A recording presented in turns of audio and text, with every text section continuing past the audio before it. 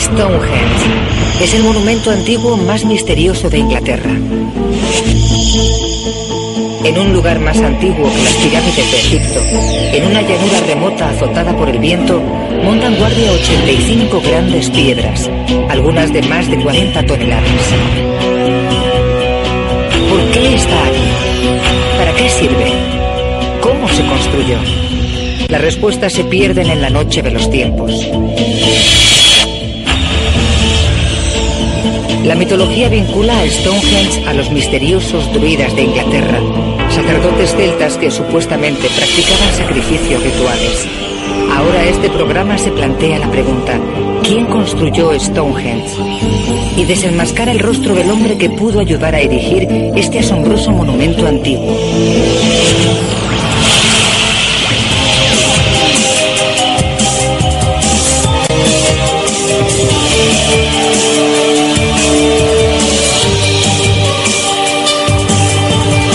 Ciencia al desnudo.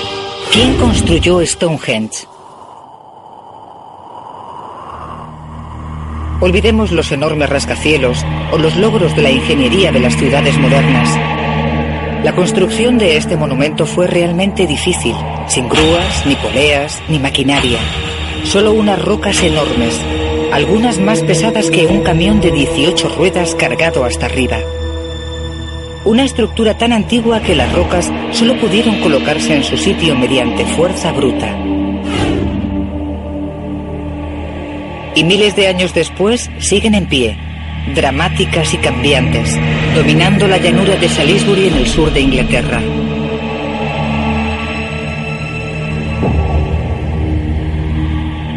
Han fascinado a la gente antes de que existiera la historia escrita y todavía siguen cautivando la imaginación.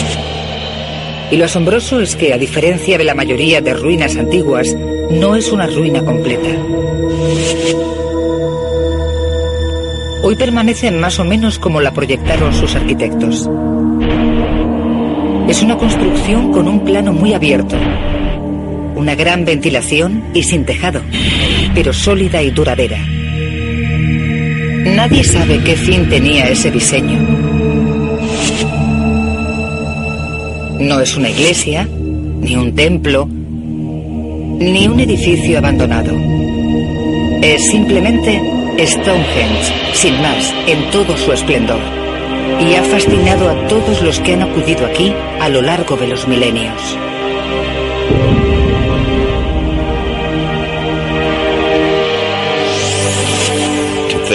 Es impresionante pensar lo que tuvo que hacer la gente que lo construyó para poder levantarlo. Es increíble, es un sitio mágico. La cultura popular siempre ha relacionado Stonehenge con una estirpe misteriosa, la de los druidas. Los druidas eran sabios, maestros y sacerdotes religiosos de los pueblos celtas que dominaban gran parte del norte de Europa hace más de 2000 años. Creían en la inmortalidad del alma y a veces realizaban sacrificios humanos para favorecer a los guerreros celtas en la batalla, o como ritual para curar enfermedades graves.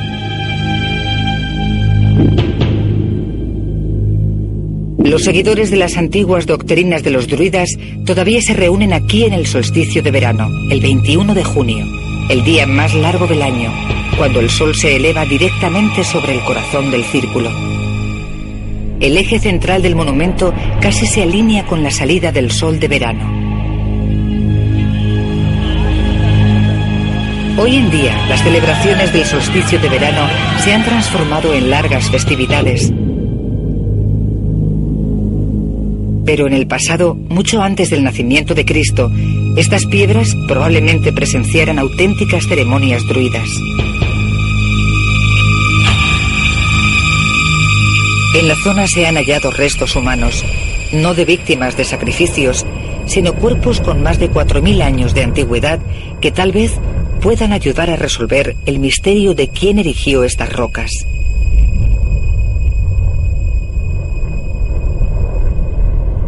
Es una estructura situada en el corazón de una zona de Inglaterra plagada de monumentos de religiones paganas, largo tiempo olvidadas.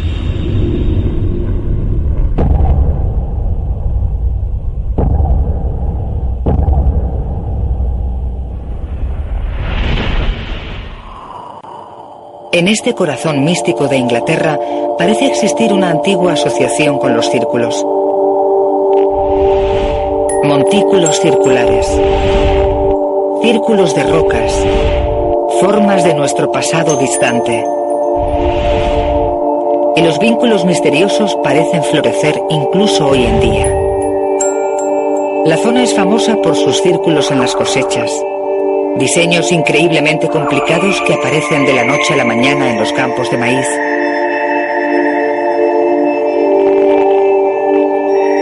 A la gente le maravillan los enormes círculos practicados en las cosechas durante la noche por una red secreta de bromistas, aunque algunos todavía responsabilizan de su creación a visitantes alienígenas. Y sin embargo, por muy grandes y complejos que sean los diseños de los círculos de las cosechas, ninguno puede rivalizar con los misterios de Stonehenge.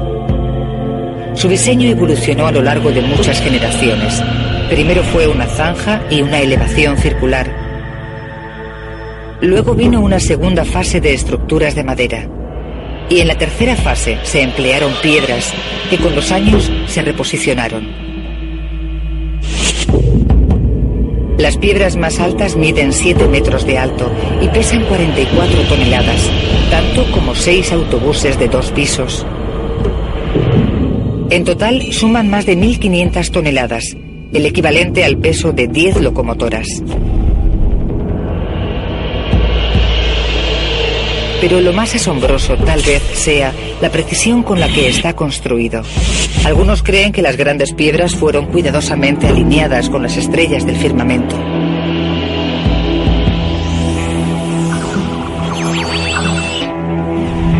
En cierta fase de su construcción, el círculo de rocas verticales fue coronado por grandes dinteles de piedra tallada. Los enormes dinteles están casi perfectamente nivelados, a pesar de elevarse sobre un terreno inclinado. Dentro de él hay un círculo más pequeño de rocas verticales conocidas como piedras azules. Y en el medio hay una herradura formada por las piedras más grandes de todas, una serie de 3 construcciones de losas denominadas trilitos.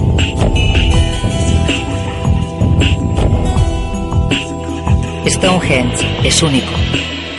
Nunca se ha construido nada igual, ni antes ni después.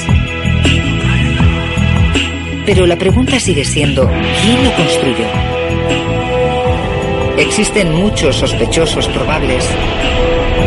Los primeros seres humanos de Gran Bretaña, que se remontan al final de la última glaciación, eran cazadores y recolectores primitivos de la Edad de Piedra. Luego llegaron oleadas de colonos, invasores y comerciantes de Europa y el mundo antiguo. Los sacerdotes celtas, los druidas, mantuvieron su preeminencia hasta que fueron barridos los romanos, la civilización que hace 2000 años forjó un imperio y conquistó casi todo el mundo conocido. Cualquiera de esos pueblos podía ser candidato a la autoría del diseño y construcción de Stonehenge.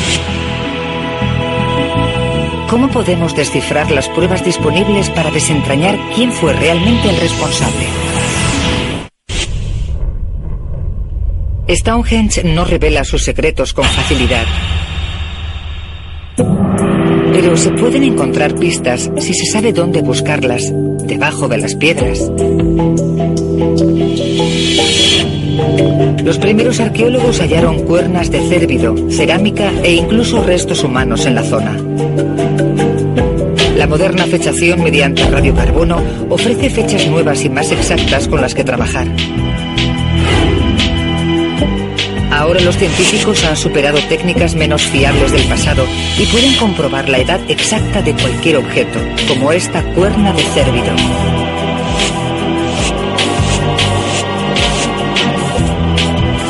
Y como estaba enterrada justo debajo de las piedras, nos puede indicar la fecha más probable de construcción de Stonehenge.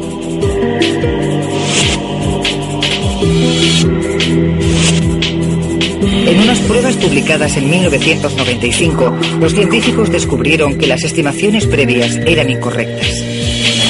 La fase final de Stonehenge era más antigua de lo que se pensaba. Se construyó hace unos 4.000 años.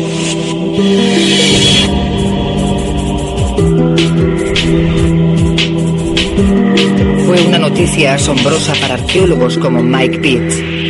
La nueva fechación por radiocarbono de Stonehenge ha representado el mayor impacto en la comprensión del momento desde que se consideró obra del hombre hace siglos.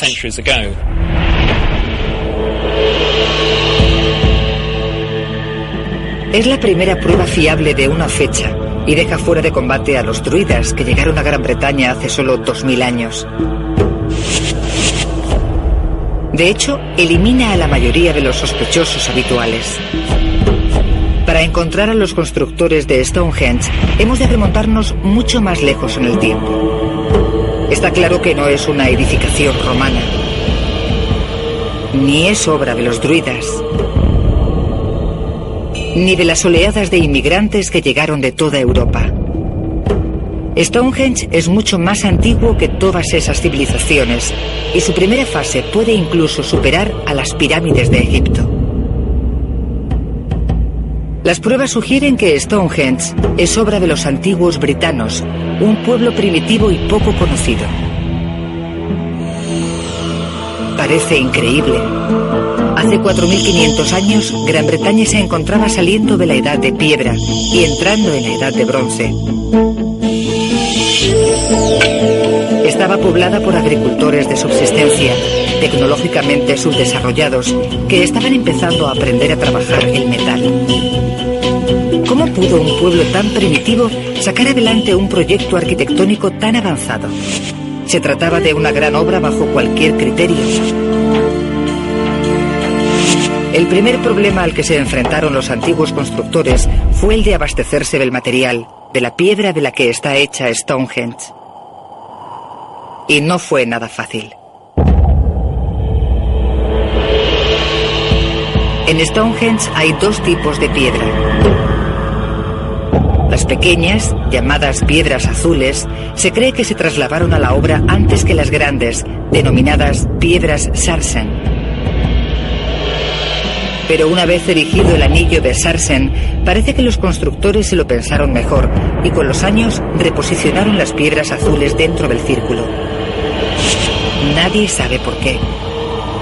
Y existe otra cuestión intrigante. ¿De dónde procedían todas esas piedras?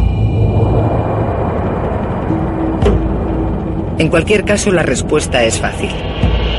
A unos 30 kilómetros de Stonehenge hay grandes piedras Sarsen similares.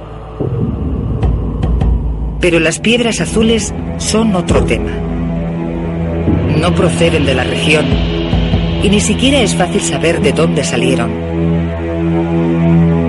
Las pistas sobre su origen nos las proporcionan los expertos en rocas del Instituto Geológico Británico.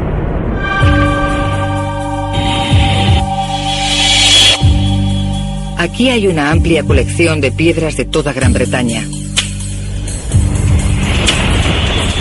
Cada una con su estructura cristalina característica, conservada en una diapositiva de microscopio. Y cada muestra encaja con un lugar del mapa geológico de Gran Bretaña.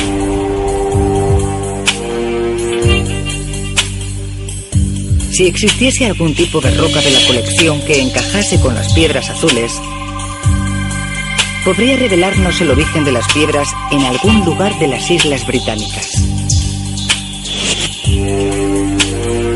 Bajo el microscopio, la textura cristalina única de las piedras azules encaja con la de algunas muestras de la colección.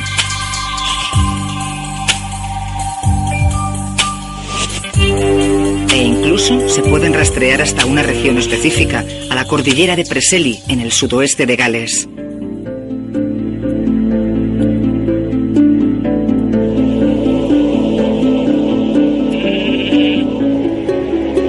Constituye una buena pista para la ciencia deductiva, pero plantea un enigma tan grande como el que resuelve.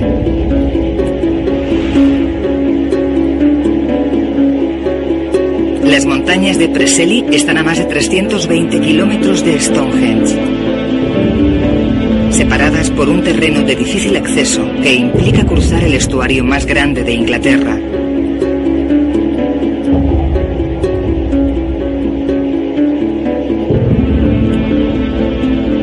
pudieron transportar tan lejos los primitivos británicos piedras de hasta 4 toneladas hace 4.500 años?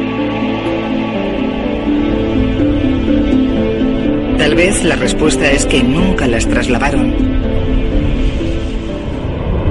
Tal vez las encontrasen cerca de la llanura de Salisbury, depositadas por una potente fuerza de la naturaleza.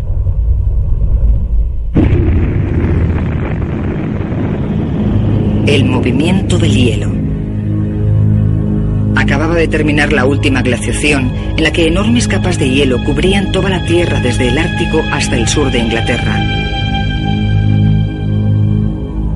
Los glaciares eran tan potentes que podían arrastrar fácilmente grandes rocas a través del paisaje. Pudieron ser los glaciares los que trasladaron las piedras azules. Para comprobarlo, hemos acudido a las remotas montañas de Gales. El autor e investigador local Robin Heath es un apasionado del misterio de las rocas azules de Preseli y los antiguos británicos. Me emociono cuando subo aquí porque es de donde proceden mis antepasados. Es la cuna de la cultura de Gran Bretaña. Heath lleva 20 años explorando la zona y catalogando las peculiaridades de las rocas que constituyen la siguiente pista para nuestra investigación.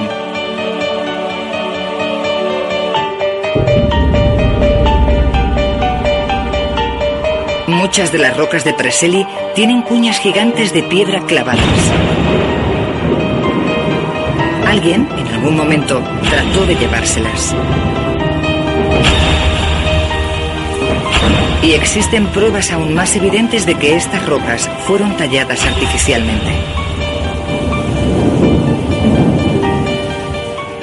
Algunas rocas muestran señales de haber sido cortadas de un tamaño específico y se han encontrado herramientas de piedra que parece que se utilizaban para preparar la roca para su viaje.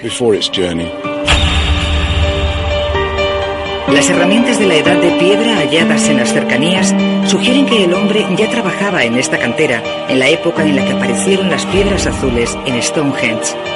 Pero la pista más clara de que la teoría del glaciar es seguramente incorrecta se encuentra en el propio Stonehenge. No hay ninguna otra roca azul ni en el solar del monumento ni en la extensa llanura de Salisbury.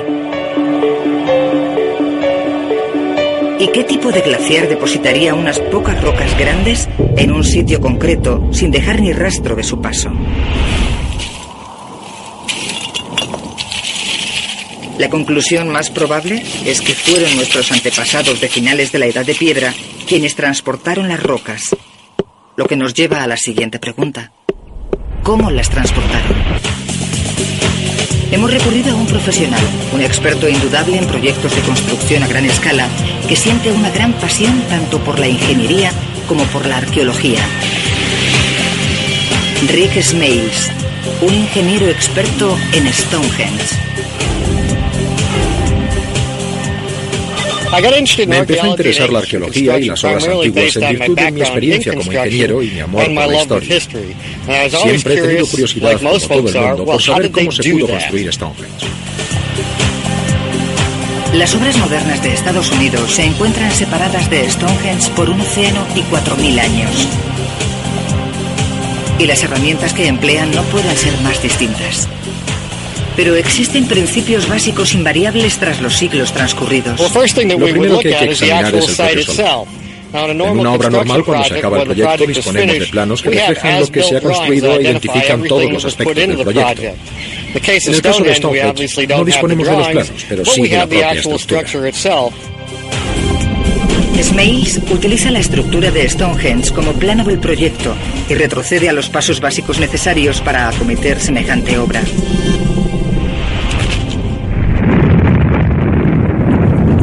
El primer paso es transportar los materiales al solar de la obra.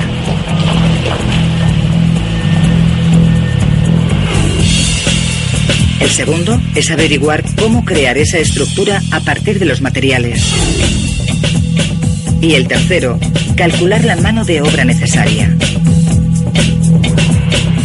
A través de los 3 pasos de Smales, quizás sea posible averiguar cómo se construyó Stonehenge. Nuestro primer paso es conseguir los materiales. Las piedras Sarsen de 40 toneladas son relativamente fáciles de obtener. Se cree que se trajeron de un yacimiento a unos 30 kilómetros de Stonehenge. Pero, ¿cómo transportaron los británicos esas enormes cargas? Hace 10 años, un equipo de ingenieros trató de resolver este problema. Con la ayuda de voluntarios, un trineo de madera y un montón de grasa, movieron una piedra de 40 toneladas unos pocos cientos de metros. Una distancia ridícula comparada con los 32 kilómetros que tuvieron que recorrer los antiguos británicos. Y habría sido mucho más complicado todavía trasladar las piedras azules más de 300 kilómetros desde la cantera de las montañas del sur de Gales hasta la llanura de Salisbury.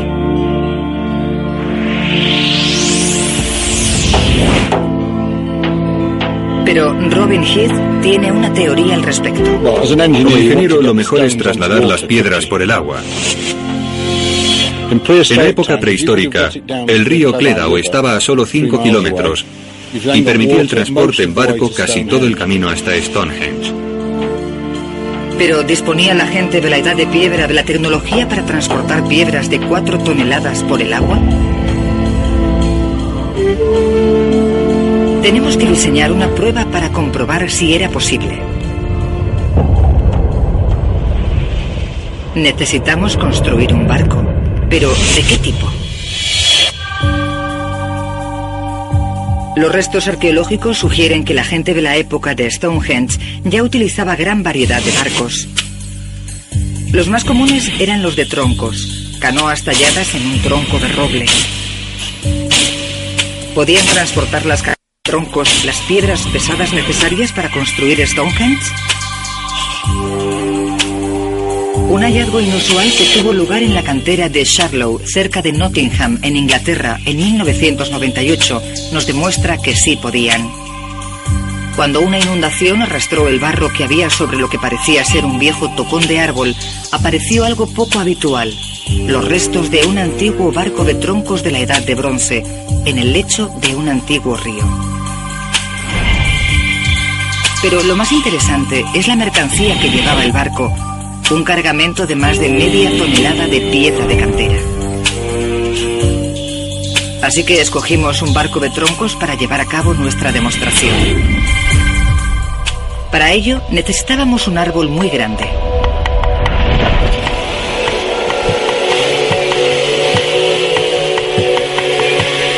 Por suerte, encontramos a unos guardas forestales que tenían que talar unos robles viejos perfectos para nuestra embarcación de troncos.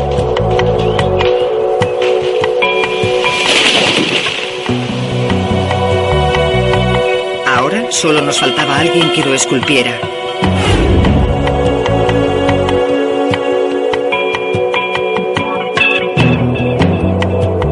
Encontramos al experto en carpintería antigua Damien Goodburn, que aceptó asumir el reto. Estamos tratando de fabricar una embarcación que pueda transportar rocas con la máxima estabilidad y flotabilidad posibles. Y lo mejor es unir un par de canoas de troncos con una plataforma de pértigas y colocar las piedras encima. Así, ese es nuestro objetivo. Pero los aspectos prácticos pueden ser muy difíciles, así que concentraremos nuestro esfuerzo en ellos. Con las herramientas apropiadas para el trabajo y la ayuda de algunos amigos, Gosbar cree que el barco puede estar listo en 2 semanas.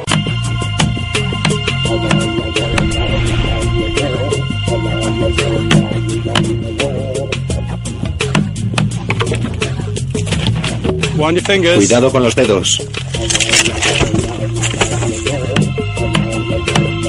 El equipo demuestra que el barco podría fabricarse a mano por completo con la tecnología de la época, pero por muy auténtico que resultase, se tardaría muchísimo tiempo.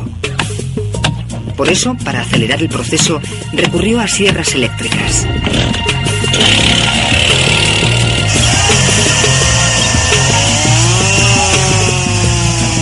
La construcción de la embarcación ya va muy avanzada. Está casi lista para sus 2 grandes pruebas. Tendrá que flotar y tendrá que poder llevar una piedra del peso de las de Stonehenge. Una vez comprobado que flote, necesitaremos además una piedra muy grande. Como las montañas de Preseli son un parque nacional protegido, hemos sacado de esta cantera de granito un pedrusco del mismo tamaño y peso que las piedras azules.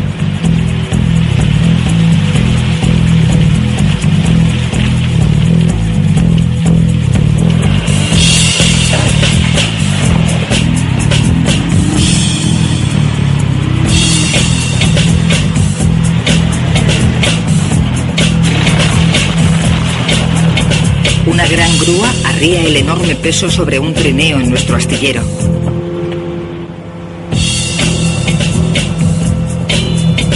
El equipo de repente se da cuenta de la enorme tarea que se ha propuesto.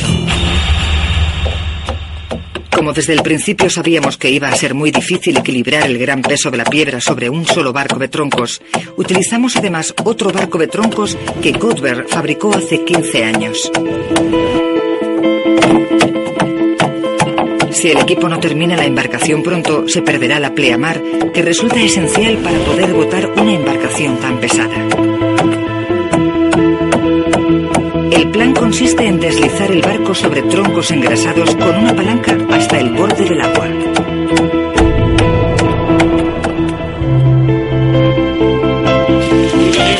Parece buena idea en teoría, pero en la práctica Godber ha menosvalorado el peso no solo de la piedra, sino también del barco. 1, 2, 3. 1, 2, 3. Al final, con un poco de esfuerzo adicional, la embarcación de troncos cobra impulso. Keep pulling, that's it, stop. Right. Pero no por mucho tiempo. Al equipo le preocupa que el pantalán no aguante el peso de 1 tonelada del barco. Esta parte de aquí está bastante podrida y puede que no resista 1 tonelada de peso. Imaginaos los problemas que tendrían en la edad de bronce. Y sin sierras eléctricas. 1, 2 y 3. ¿Estáis tirando? No, estamos empujando de las cuerdas, ¿qué parece?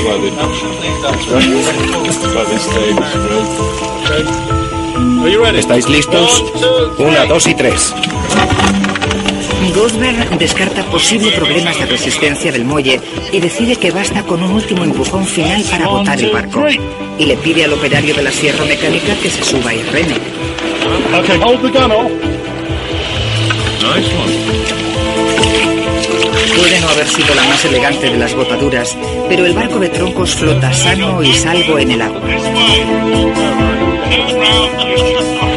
El equipo no tiene tiempo que perder. Todavía tiene que botar el otro barco y amarrarlos juntos.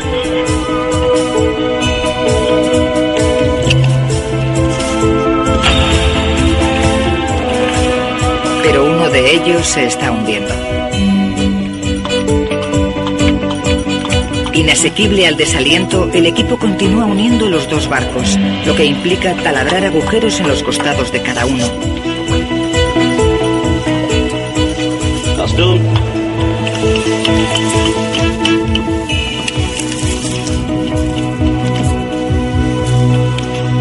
Una vez unidos firmemente a los barcos, comienza la ardua tarea de cargar la piedra en la embarcación. Muy bien, ¿ya estáis listos? 1, 2 y 3.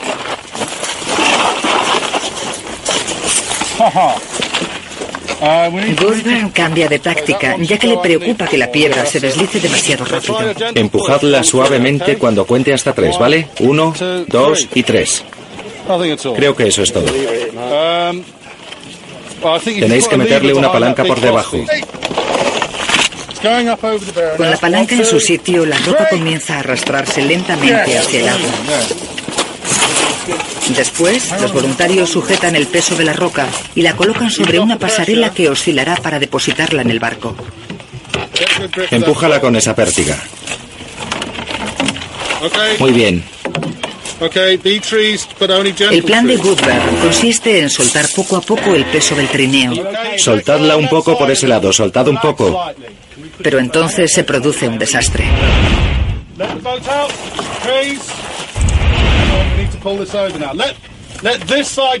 Goodburn está distraído y no nota lo que ha pasado, pero la roca sigue resbalando y atrapa el trineo debajo de las pértigas sobre las que debía descansar. Cuando se dan cuenta, la marea ya ha comenzado a bajar y tienen que idear un plan de rescate de emergencia. Lo que queremos ver es si existe la más remota posibilidad de... La idea consiste en izar el trineo con una polea, colocarlo bien y quitar la pasarela antes de que el barco quede encallado. A la de 3. 1, 2 y 3. Ya basta, sujetad y echaos hacia atrás. No podéis tirar. Estáis en vertical. Pero ahora el trineo ya está en su sitio, pero ha surgido otro problema más acuciante. Los barcos están a punto de hundirse. Taponan el agujero con lino y tocino, un apaño que debería durar un par de horas.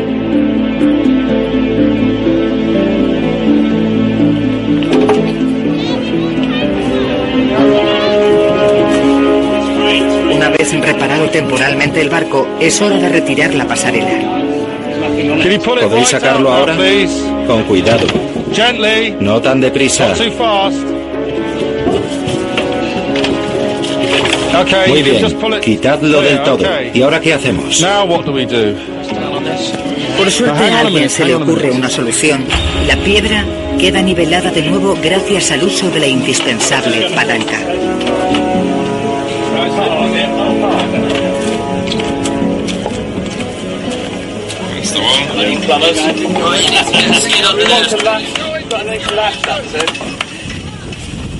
Aprieta con esto el parche, pero con cuidado.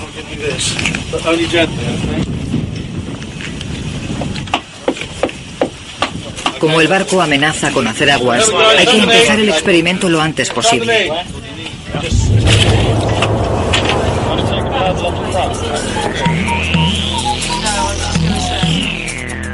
¿Podrá la tecnología del barco de troncos, combinada con la fuerza humana, transportar una piedra de 4 toneladas a través del estuario?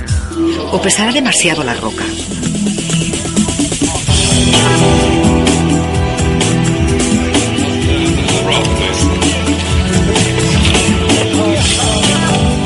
Hemos demostrado sin lugar a dudas que los británicos de la época entre finales de la Edad de Piedra y principios de la Edad del Bronce pudieron trasladar piedras azules desde Gales a Inglaterra para construir Stonehenge. Pero nosotros lo hemos tenido más fácil. Hemos hecho trampas al utilizar herramientas modernas para fabricar un solo barco y transportar una sola piedra unos cientos de metros por aguas tranquilas. Nuestros antepasados tuvieron que construir un barco tras otro para transportar una piedra tras otra a lo largo de cientos de millas por mar abierto. La magnitud del ingenio, esfuerzo humano y tiempo necesarios para tamaña gesta resulta casi inimaginable. Y se supone que era un pueblo primitivo. Pero su trabajo aún no había terminado.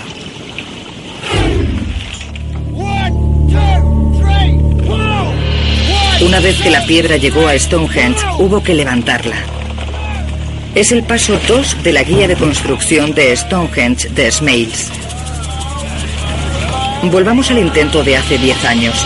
El equipo de ingenieros pensó que la forma más fácil de levantar piedras sería construyendo una rampa sobre la que pivotasen.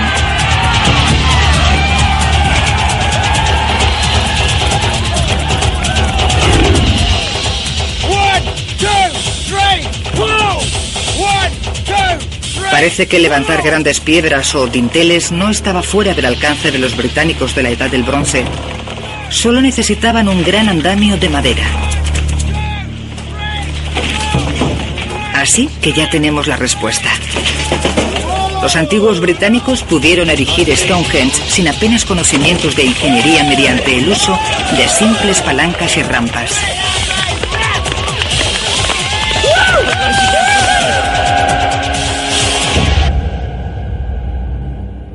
Y provisto de esa información, Smales calcula cuántas horas de mano de obra habrían hecho falta para acabar la obra.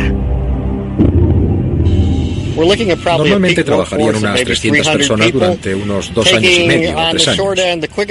Eso lo menos que podrían tardar, tirando por lo bajo. Serían necesarias entre 1,5 millones y 3 millones de horas de mano de obra. Las obras tal vez durasen generaciones, igual que las catedrales medievales. ¿Y qué pudo motivarles a emprender semejante proyecto?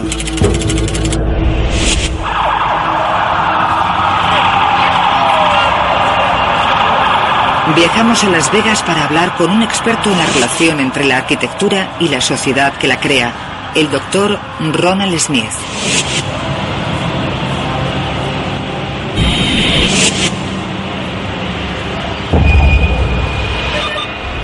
La arquitectura es un reflejo de nosotros, de nuestra cultura, de las emociones que expresamos. De hecho, constituye un estudio sobre nosotros.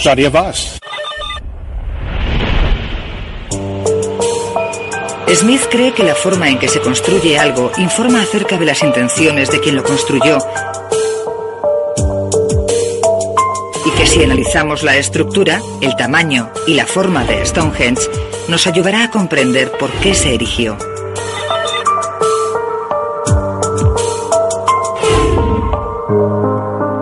Smith ilustra su teoría con un ejemplo moderno, Las Vegas. ¿Por qué templos son tan grandes los edificios? En Estados Unidos, grande equivale a bueno, a hermoso. Somos un país de cosas grandes, desde los coches a los edificios. Aquí todo es grande. Es una teoría interesante. Pero si miramos alrededor, nos damos cuenta de que es cierto que la gente interactúa emocionalmente con los edificios. Y si nos remontamos unos milenios, puede que el tamaño de las piedras de Stonehenge también reflejen por qué se construyó. El mayor atractivo de Stonehenge es el gran tamaño de sus piedras. Es un lugar de celebraciones, de adoración, de reconocimiento de que existe algo superior al ser humano. Algo por encima de lo que somos. Más grande que la tribu y la comunidad.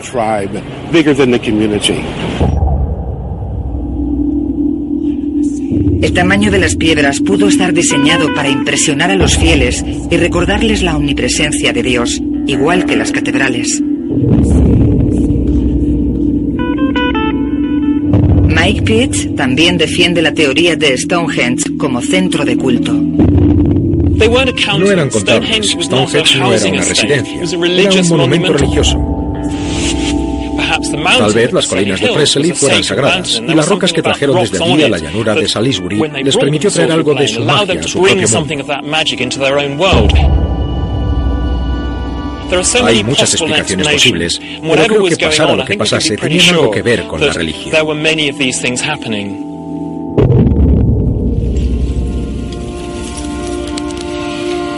Todos estos nuevos datos empiezan a revelar que los antiguos británicos de Gran Bretaña no eran un pueblo tan primitivo como parecía.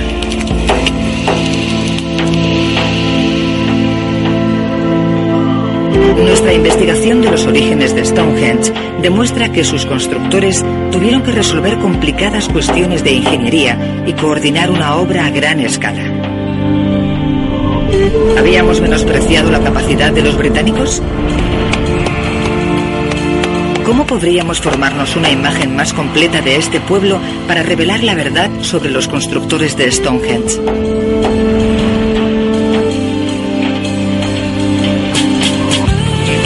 En abril de 2003, unos obreros desenterraron restos humanos en Boscombe Down, a solo 5 kilómetros de Stonehenge. Las puntas de flecha de piedra halladas junto a los cuerpos les granjearon el sobrenombre de los arqueros de Boscombe.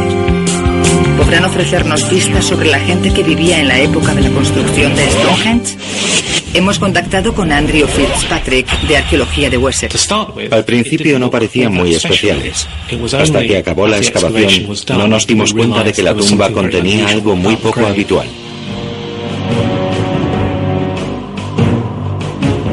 Ya se habían encontrado antes esqueletos cerca de Stonehenge, pero hasta ahora o pertenecían a visitantes extranjeros o a gente enterrada mucho después de la construcción.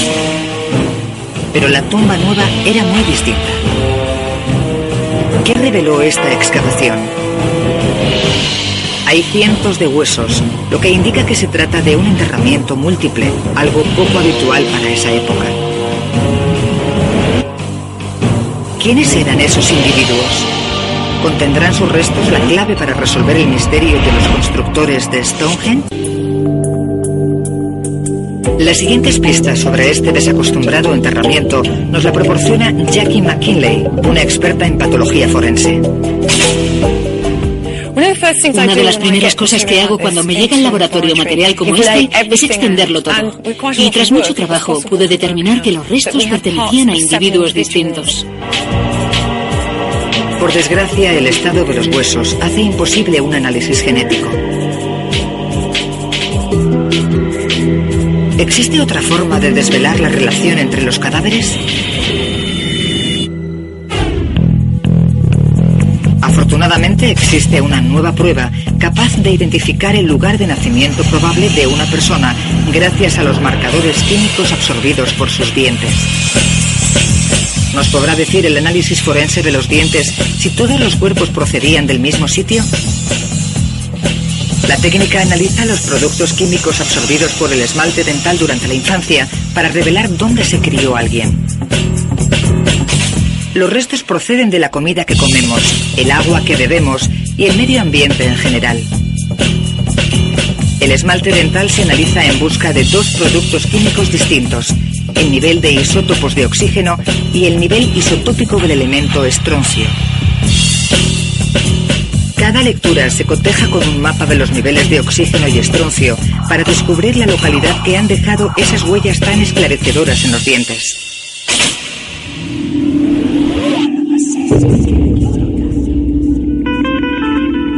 Parece lógico pensar que los cuerpos desenterrados cerca de Stonehenge podrían proceder de la misma zona. Pero los análisis de los dientes revelan un resultado inesperado.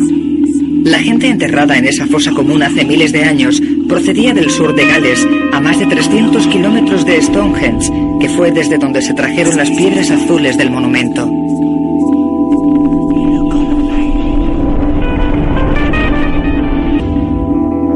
Es un hallazgo increíble. Es la prueba de que las personas procedían del mismo sitio que las piedras. Y podría significar que esas personas participaron en el traslado de las piedras desde el sur de Gales e incluso en la erección del propio Stonehenge. Pero nuestra investigación aún no ha acabado. Si esos hombres construyeron Stonehenge, ¿podríamos ir un paso más allá y contemplar el aspecto que pudieron haber tenido? Hemos realizado un experimento único con el hombre de Stonehenge, con el cráneo más completo y una antigüedad de 4.300 años. Escaneamos sus huesos con un ordenador y creamos una imagen en 3 dimensiones de todos los fragmentos del cráneo. Y el ordenador calcula cómo ordenarlos de forma anatómicamente correcta.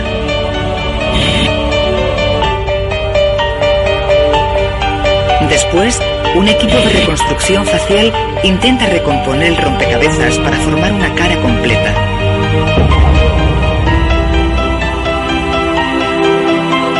En la Universidad de Manchester, los expertos emplean esta nueva técnica. Los antropólogos faciales utilizan un avanzado programa informático para reconstruir las capas de músculo. El programa le permite al técnico recrear capa a capa los contornos de la cara para obtener un modelo en 3 dimensiones.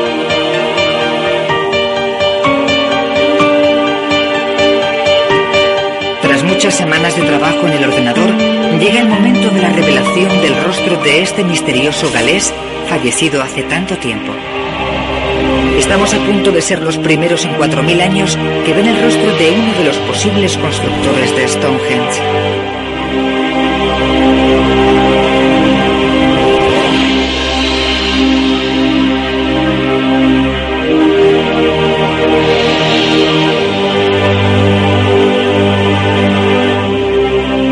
La investigación para encontrar a los constructores de Stonehenge nos ha llevado de la llanura de Salisbury inglesa a las montañas galesas.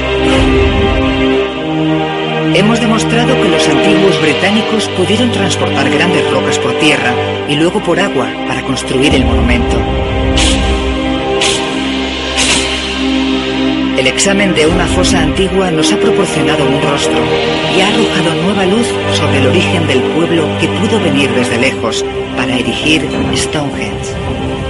Lo que la ciencia no nos cuenta es que entonces la gente se movía no solo por toda Gran Bretaña, sino también por Europa. Y nos imaginamos que la construcción de Stonehenge se haría famosa al menos en todo el sur de Inglaterra, y ese era parte del objetivo que tenía la gente que lo construyó. Era una declaración de su poder. Pero el motivo por el que se construyó sigue siendo un misterio sin demostrar por las muchas teorías que lo rodean. La única certidumbre la constituyen las propias piedras. Un monumento que ha sobrevivido orgulloso e inamovible al paso de los siglos. Un monumento increíble al asombroso ingenio de la mente humana.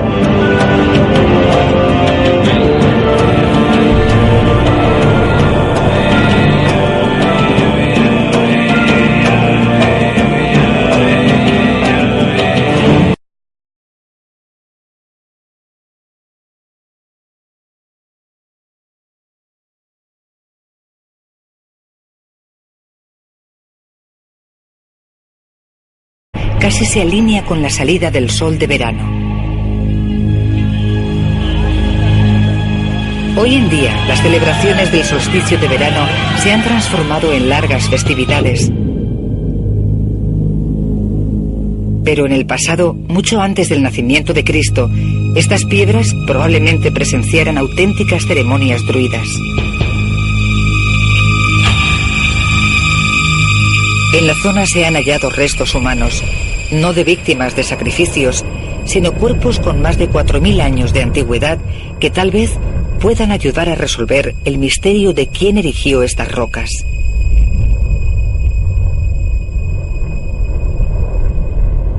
Es una estructura situada en el corazón de una zona de Inglaterra plagada de monumentos de religiones paganas, largo tiempo olvidadas.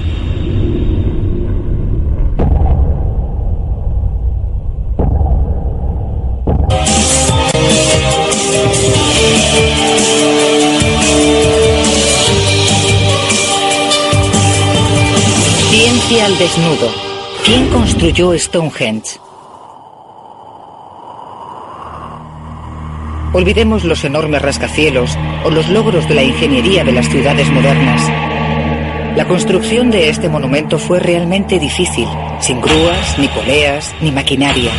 Solo unas rocas enormes, algunas más pesadas que un camión de 18 ruedas cargado hasta arriba. Una estructura tan antigua que las rocas solo pudieron colocarse en su sitio mediante fuerza bruta.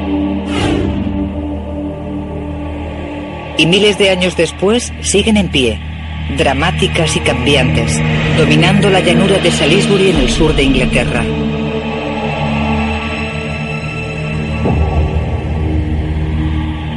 Han fascinado a la gente antes de que existiera la historia escrita y todavía siguen cautivando la imaginación. Y lo asombroso es que, a diferencia de la mayoría de ruinas antiguas, no es una ruina completa. Hoy permanecen más o menos como la proyectaron sus arquitectos. Es una construcción con un plano muy abierto, una gran ventilación y sin tejado, pero sólida y duradera. Nadie sabe qué fin tenía ese diseño. No es una iglesia, ni un templo, ni un edificio abandonado. Es simplemente Stonehenge, sin más, en todo su esplendor. Y ha fascinado a todos los que han acudido aquí a lo largo de los milenios.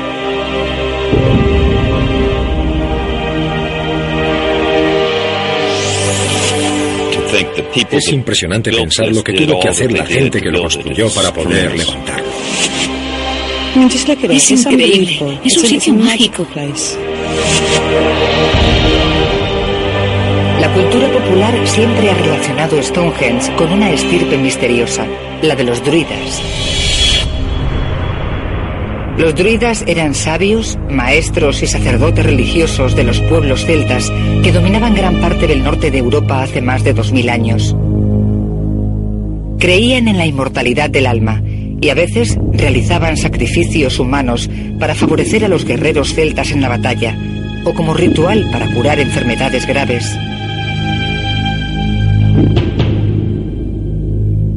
Los seguidores de las antiguas doctrinas de los druidas todavía se reúnen aquí en el solsticio de verano, el 21 de junio, el día más largo del año, cuando el sol se eleva directamente sobre el corazón del círculo.